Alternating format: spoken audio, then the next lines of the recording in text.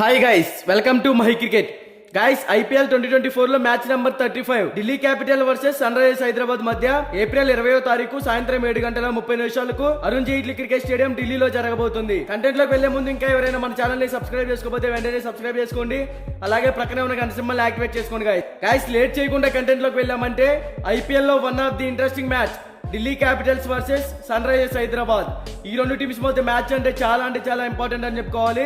ఈ మ్యాచ్ మనకి Arun Jaitley cricket stadium ఢిల్లీలో జరగబోతుంది. అరుణ్ జైట్లీ పిచ్ రిపోర్ట్స్ గురించి మాట్లాడుకుంటే ఈ పిచ్ అనేది బ్యాటింగ్ కి ఫ్రెండ్లీ పిచ్, అలాగే స్పిన్ బౌలింగ్ కి కూడా అనుకూలంగా ఉంటుంది. ఈ వెన్యూలో ఇప్పటి వరకు టోటల్ గా 85 మ్యాచెస్ జరిగాయి. అందులో ఫస్ట్ బ్యాటింగ్ చేసిన టీం 44% అయితే విన్ అయింది. సెకండ్ బ్యాటింగ్ చేసిన టీం 53% అయితే విన్ అయింది. సో ఇక్కడ చూసుకుంటే ఫస్ట్ బ్యాటింగ్ కన్నా సెకండ్ బ్యాటింగ్ ఈ పిచ్ అనేది కొంచెం అనుకూలంగా ఉంటుంది. ఇక్కడ average first batting score 165 runs, average second batting score 149 runs. So ముందుగా బౌత్ టీమ్స్ కి సంబంధించిన హెడ్ టు హెడ్ గురించి మాట్లాడుకుంటే ఇప్పటి వరకు ఈ రెండు టీమ్స్ మధ్య టోటల్ గా 23 మ్యాచెస్ జరిగాయి. అందులో ఢిల్లీ క్యాపిటల్స్ 11 మ్యాచెస్ అయితే విన్ అయింది. సన్ రైజర్స్ హైదరాబాద్ 12 మ్యాచెస్ అయితే విన్ అయింది. So head to head records లో చూసుకున్నా కొంచెం ఢిల్లీ కన్నా ఎస్ఆర్హెచ్ కి ఫేవర్ గా ఉందని చెప్పుకోవాలి. ఇక బౌత్ టీమ్స్ గురించి మాట్లాడుకుంటే ఢిల్లీ క్యాపిటల్స్ ఈ సీజన్ లో ఇప్పటి వరకు టోటల్ గా 7 మ్యాచెస్ ఆడితే అందులో కేవలం 3 మ్యాచెస్ మాత్రమే విన్ అయింది. ఈ టీం ఓపెనర్స్ గా పృథ్వీ షా, జాక్ ఫ్రాజర్ వీళ్ళిద్దరు ఓపెనర్స్ గా సెట్ అయ్యారు. పృథ్వీ షా ఎక్స్ట్రాడినరీ హిట్టర్, మంచి ఫామ్ లో అయితే కనపడుతున్నాడు. జాక్ ఫ్రాజర్ కూడా మంచి ఇన్నింగ్స్ అయితే ఆడుతున్నాడు. వీళ్ళిద్దరు గ్రీజ్ లో కనుక సెట్ అయితే పెద్ద స్కోర్ అయితే బిల్డ్ చేయగలుగుతారు.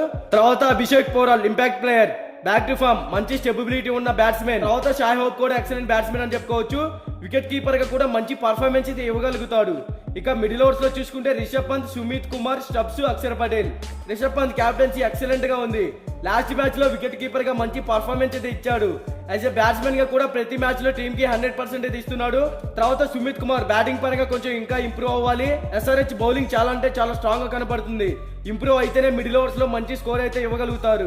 తర్వాత స్టబ్స్ ఎక్స్ట్రాడినరీ హిట్టర్, బ్యాటింగ్ పరంగా టీమ్ కి 100% అయితే ఇస్తున్నాడు. ఈ టీమ్ కి ఇతను ఒక కీ రోల్ ప్లే చేసే ప్లేయర్ అని కూడా చెప్పుకోవచ్చు.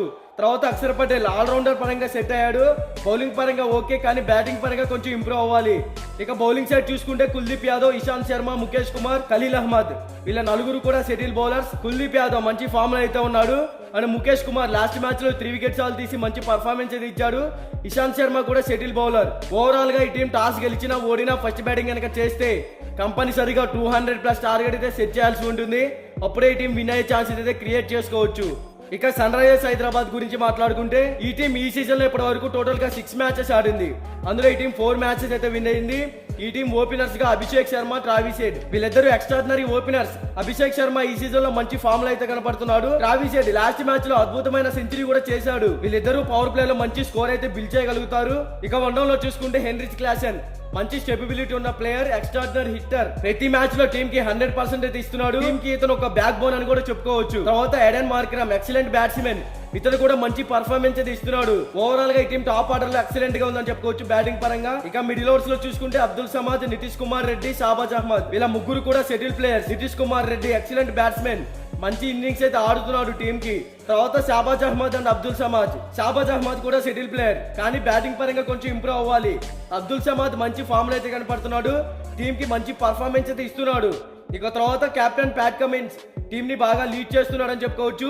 బౌలింగ్ లో కూడా టీమ్ కి 100% అయితే ఇస్తున్నాడు. ఇక ఈ టీం బౌలింగ్ సైడ్ చూసుకుంటే వనత్కత్, భువనేశ్వర్ కుమార్, మార్కండే, నటరాజన్. ఓవరాల్ గా ఈ టీం బ్యాటింగ్ పరంగా బౌలింగ్ పరంగా స్ట్రాంగ్ గానే కనపడుతుంది. ఇక ఈ రెండు టీమ్స్ మధ్య మ్యాచ్ అంటే డూ ఆర్ డే లో ఉండబోతుందని చెప్పుకోవాలి. బోత్ టీమ్స్ లో బ్యాటింగ్ ఆర్ బౌలింగ్ సైడ్ చూసుకుంటే ఢిల్లీ క్యాపిటల్స్ కన్నా సన్ రైజర్స్ హైదరాబాద్ స్ట్రాంగ్ గా కనపడుతుంది. కాబట్టి సన్ రైజర్స్ హైదరాబాద్ మళ్ళీ విన్ అవ్వచ్చు అనేది నా ఒపీనియన్. బట్ ఇది 100% విన్ రిపోర్ట్ అయితే కాదు.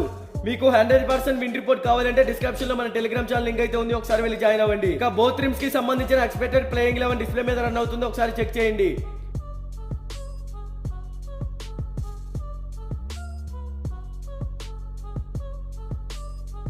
మీకు ఈ వీడియో నచ్చినట్లయితే లైక్ చేయండి, కామెంట్ చేయండి, సబ్స్క్రైబ్ చేసుకోండి. అలాగే ప్రక్కనే ఉన్న గంట సింబల్ యాక్టివేట్ చేసుకోండి. Thank you for watching.